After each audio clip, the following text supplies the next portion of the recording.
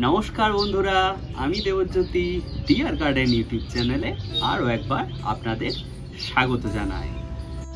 আমার আজকের ভিডিওর টপিক হলো হাতে কলমে জৈব এনপিকে তৈরি করা। ভিডিওটি যদি আপনাদের ভালো লাগে তাহলে অবশ্যই একটা লাইক করে দেবেন, আর চ্যানেলে নতুন হয়ে থাকলে চ্যানেলটি সাবস্ক্রাইব করে পাশে থাকবেন। তাই যারা অর্গ্যানিক গার্ডেনিং করেন, অর্থাৎ জৈবভাবে বাগান করে থাকেন, তাদের জন্য আজকের এই ভিডিওটি খুবই কাজের হতে চলেছে। তাই স্কিপ না করে বন্ধুরা পুরো ভিডিওটা শেষ পর্যন্ত দেখতে থাকুন। তাহলে চলুন বন্ধুরা, আর দেরি না করে ভিডিও শুরু করা যাক।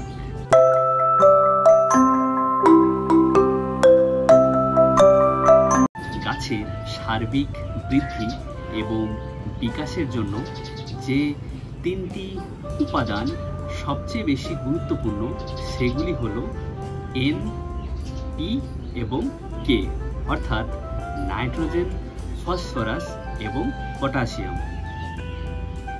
এর মধ্যে নাইট্রোজেন গাছের মাটির উপরের অংশ, অর্থাৎ শাখা প্রশাখা এবং পাতার বৃদ্ধি ঘটায়।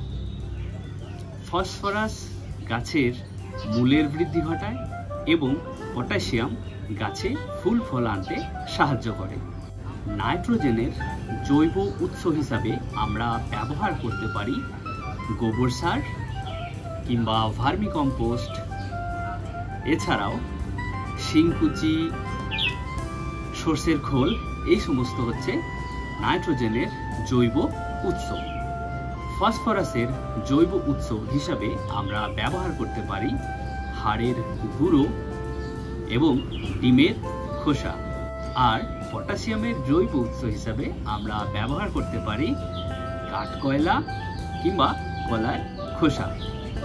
এই সমস্ত জৈব সোর্স ব্যবহার করে আমরা আজ জৈব এনপিকে তৈরি করব। আর এই জৈব এনপিকে আপনি যে কোনো গাছে, সে হোক না ফলের গাছ, ফুলের গাছ, সবজির গাছ, যে কোনো গাছে নিশ্চিন্তে ব্যবহার করতে পারবেন। আর আমরা যে জৈব এনপিকে সারটি তৈরি করব, তাতে এনপিকে তো রয়েছেই, সাথে সাথে আপনি পেয়ে যাবেন বিভিন্ন ধরনের মাইক্রোনিউট্রিয়েন্টস। তাই বিভিন্ন পুষ্টিমূল্য সমৃদ্ধ এই জৈব সারটি গাছের বৃদ্ধি এবং বিকাশে যথেষ্ট সহায়ক হবে। তাহলে চলুন বন্ধুরা, আমরা চটপট এই জৈব এনপিকে বানিয়ে ফেলি।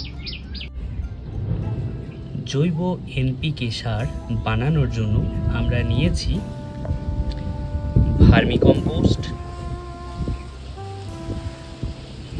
সর্ষের খোল, শিংকুচি, হাড় গুঁড়ো এবং কাঠকয়লার গুঁড়ো।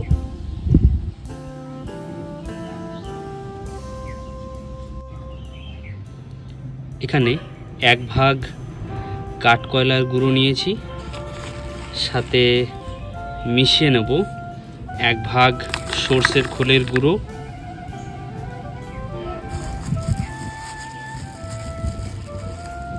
1 ভাগ হাড়ের গুঁড়ো,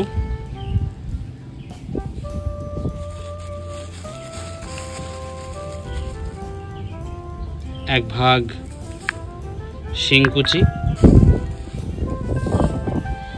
এবং এর সাথে আমরা মিশিয়ে নেব 5 ভাগ ভার্মি কম্পোস্ট।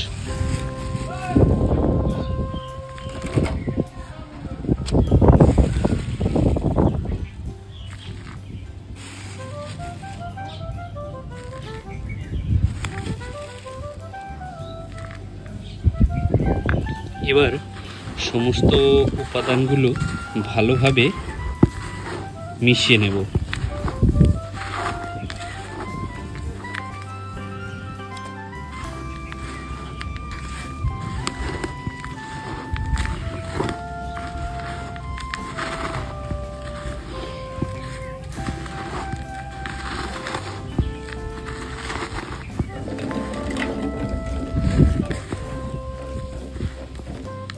এরপর এর মধ্যে হালকা করে জল ছিটিয়ে দেব।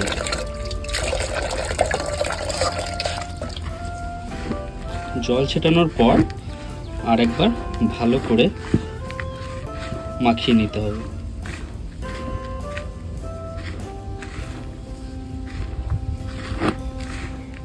দেখুন, এই আমাদের জৈব এনপিকে রেডি হয়ে গেল। এরপর আমরা এটিকে একটি কন্টেনারের মধ্যে স্টোর করে দেব এবং মাঝে মধ্যেই এর মধ্যে একটু করে জল ছিটিয়ে দেবো কিছুদিন পর পর। তাহলে এটা ভালোভাবে ডিকম্পোজ হয়ে যাবে এবং আমরা খুব ভালো কাজ এর থেকে পেতে পারি। এই সার আমরা 12-14 ইঞ্চি টবের ক্ষেত্রে মাসে একবার এই 1 মুঠো পরিমাণ টবের মাটিতে প্রয়োগ করতে পারি। আর যদি 8-10 ইঞ্চি টব হয় সেক্ষেত্রে আমরা 1 টেবিল চামচ এই জৈব এনপিকে আমরা ব্যবহার করতে পারি। দেখুন, আমার একটি লেবু গাছ রয়েছে। এই লেবু গাছে আমি এই যে জৈব এনপিকে সারটি তৈরি করলাম সেই সারটি প্রয়োগ করব। এই যে 1 মুঠো পরিমাণ নিয়েছি, এবার টবের মাটিতে ছড়িয়ে দিলাম। ছড়িয়ে দেওয়ার পর মাটিটা একটু খুশে তারপর জল দিয়ে দেবো।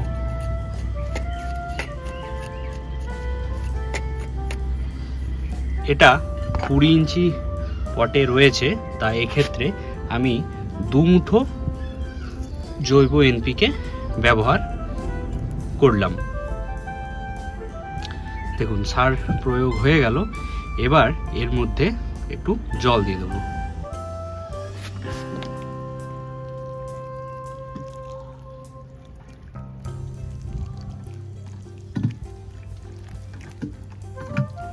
আজকের মতো ভিডিও এখানেই শেষ করছি। আপনাদের সাথে আবার দেখা হবে পরবর্তী ভিডিওতে। সকলে খুব ভালো থাকবেন। ধন্যবাদ।